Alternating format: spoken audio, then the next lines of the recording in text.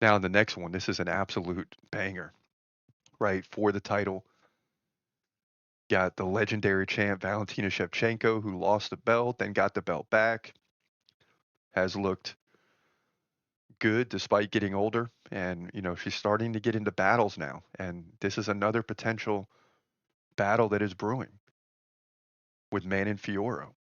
Uh, and Shevchenko is someone I've always picked to win. But guess what? It's a new day. Anything is possible. That's why we do the predictions. You got to really think what happened last year or 6 months ago no longer applies to today. You got some new fighters coming up, but I still like Shevchenko, so we'll see. This is a tough prediction. Let's get into it right now. In the women's flyweight division for the women's flyweight division title here, UFC 315. Got a big one. Shevchenko, 24-4, takes on Manon Fiorot, the contender, who comes in at 12-1. Fiorot from France. She's 5'7", 2 inches taller than Shevchenko. She's 35, which seems to be the prime window for uh, really the prime, 35, 36 for the women. Shevchenko, 37. Shevchenko, 2-inch reach advantage. She fights left-handed. Fiorot fights right-handed. Fiorot doubles her up, 6.3 significant strikes per minute to 3.2. Fiorot can land like a takedown every 3 rounds. Shevchenko gets one every round. Shevchenko, 71% takedown defense. Fiorot, 93% takedown defense, which is why people believe she can win this fight. Shevchenko won the belt back from Alexa Grasso by decision, 8 takedowns to 1. So she got back to the game plan. That's where it's going to be interesting. In the previous fight, 4 takedowns to 1, but she lost by split decision and learned her lesson. Was relentless in the second fight. So that's where we stand with Shevchenko. Before that, everybody knows the history. She's for real. Long-time reigning champion before losing the belt and getting it back. Fiorot beat Aaron Blanchfield, dominated on the feet 172 to 130. So when you hear that, that's the key, right? Is that she can strike. Now, Rose Namajunas outstruck her, but she still won. It was 60 to 58. So kind of, two different situations there.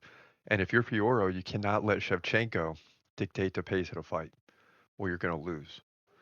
And you have to defend the takedowns at all costs. If Shevchenko can control 2 rounds of this fight, she'll outstrike Fiorot in one of the other 3 and win the fight. But I'm mixed on this one. On the other end, I think Fiorot is going to stop the takedowns.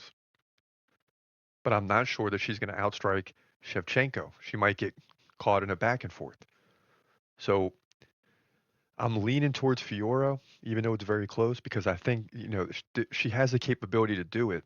Whether she will or not, we're going to find out. I know Shevchenko's slowing down, but she's still the dominant champ. And she actually just fell out of the top 20 of the dude list, so it's hard to go against her, but I think this is Fiorot's time.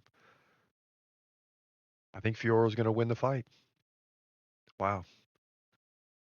Can't remember the last time I've gone against Shevchenko, but I like Fiorot here to get the win, to move to 13-1. Takedown defense, double her up on significant strikes, or even time and a half, even like 70 to 100, something like that. Still wins the fight. So I think she gets the job done. And new, in my opinion, women's flyweight division at UFC 315. Yeah, so even during the Grasso trilogy, I mean, I think I went with Shevchenko every time. It's hard. I don't know if there's been a time I've ever gone against Shevchenko. She was dominant for so long, ruled the division, still does. And think about what she did. She gets beat by Grasso and comes back and then ends up getting the belt back and kind of shoving Grasso aside. So she's not done yet. And she's certainly within the window of, the age, prime, all that. She's still within the window where she's not too old yet. She still could continue dominating for 2 years.